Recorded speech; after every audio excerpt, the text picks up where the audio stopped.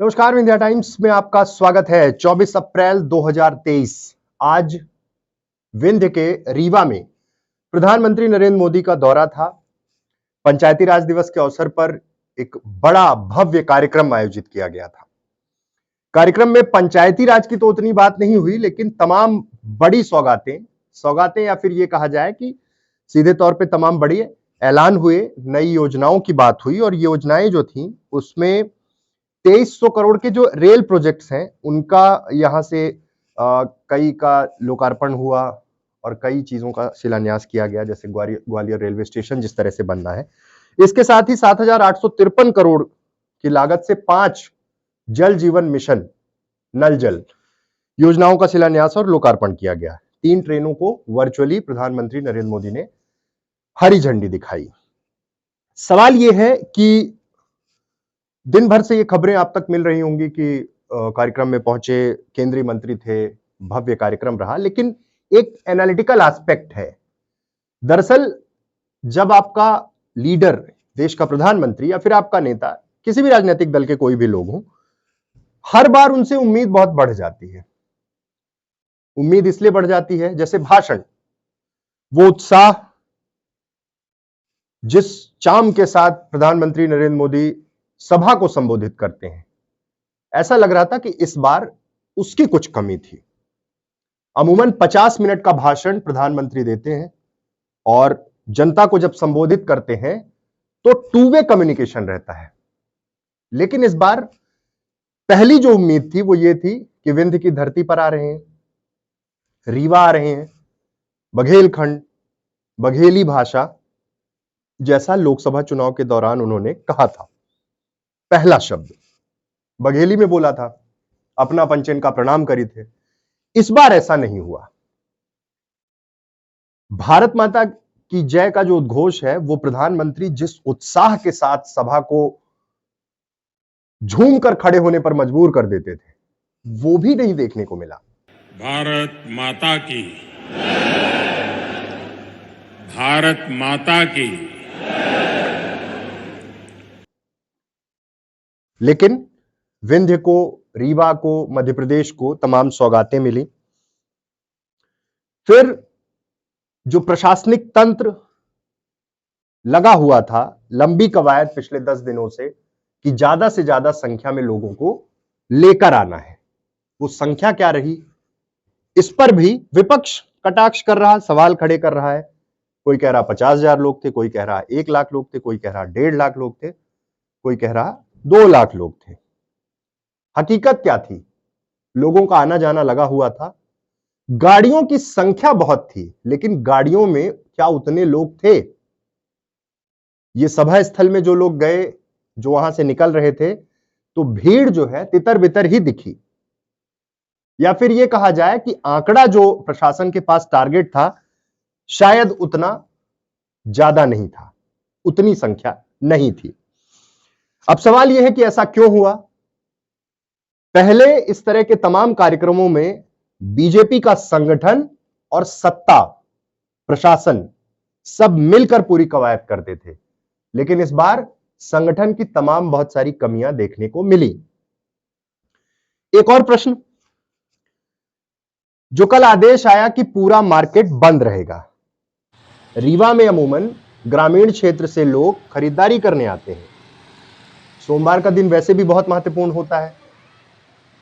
सोमवार का बाजार, जहां लोग रीवा से 10-15 किलोमीटर दूर से जो ग्रामीण शहर आते हैं, जब वो बाजार बंद किया गया, कल वो जो आदेश आया जिसके बाद ये हो गया कि कल सुरक्षा के दृष्टिकोण से पूरा मार्केट बंद रहेगा, तो शायद उन लोगों की संख्या कम आई जो इस बहाने बाजार करते हुए सभा स्थल तक पहुंच सकते थे। उत्साह, दहाड़ और वो तेज जो अमूमन लोग प्रधानमंत्री नरेंद्र मोदी के भाषण में देखते हैं, उसकी कुछ कमी उनको लगी, क्योंकि तालियों की जो गड़गड़ाहट थी, जो हर पार्ट में बजती है, प्रधानमंत्री की हर सभा में आपने देखा होगा, उसकी कुछ कमी थी। लेकिन तमाम सौगातें और वो तमाम चीजें जिनका जिक्र उस सभा में हुआ, और इशारों इशारों में मध्य प्रदेश कांग्रेस कमेटी के अध्यक्ष पूर्व मुख्यमंत्री कमलनाथ को टारगेट किया गया, छिंदवाड़ा मॉडल पर प्रहार किया गया। साथियों, मैं कई बार सोचता हूं कि छिंदवाड़ा के जिन लोगों पर आपने लंबे समय तक भरोसा किया, वो आपके विकास को लेकर, इस क्षेत्र के विकास को लेकर इतना उदासीन क्यों रहे? इसका जवाब कुछ राजनीतिक दलों की सोच में है। लेकिन एक चीज समझिए, हर बार अमूमन यह होता है कि जब प्रधानमंत्री कहीं भी जाते हैं, इसके पहले किसी भी राज्य में गए हो, और वहां पर कांग्रेस आक्रामक रहती है। उनके दौरे के ठीक पहले back to back press conferences, आरोप, सारी चीजें। लेकिन इस बार ऐसा लगता है जैसे कांग्रेस ने रणनीति को बदल दिया है, और वो रणनीति अपना रही है। दिल्ली में जिस तरह से जब चुनाव हुए थे विधानसभा के, तो अरविंद केजरीवाल ने प्रधानमंत्री नरेंद्र मोदी पर कुछ भी बोलने से इनकार कर दिया था। यानी कि राज्य का चुनाव है, राज्य के मुद्दों पर होना चाहिए। और इस बात की टीस भाजपा को है मध्य प्रदेश में, विशेष रूप से आज जब प्रधानमंत्री का दौरा हुआ, उसके पहले उम्मीद थी कि कुछ काउंटरेबल, कुछ क्रॉस क्वेश्चन होंगे, सवाल खड़े किए जाएंगे सभा में। लेकिन विंध्य की पूरी कांग्रेस एक सवाल इस दौरे को लेकर नहीं पूछी, प्रधानमंत्री पर किसी भी तरह का प्रहार नहीं किया। यह एक रणनीति का हिस्सा हो सकता है कि राज्य की बात है, राज्य के मुख्यमंत्री पर ही आरोप लगाए जाए। जैसे ही सभा में मुख्यमंत्री शिवराज सिंह चौहान ने किसानों की आय दोगुनी करने की बात की कि दोगुनी हो गई है, तुरंत आंकड़ों के फेर में फंसाने की कोशिश शुरू हो गई।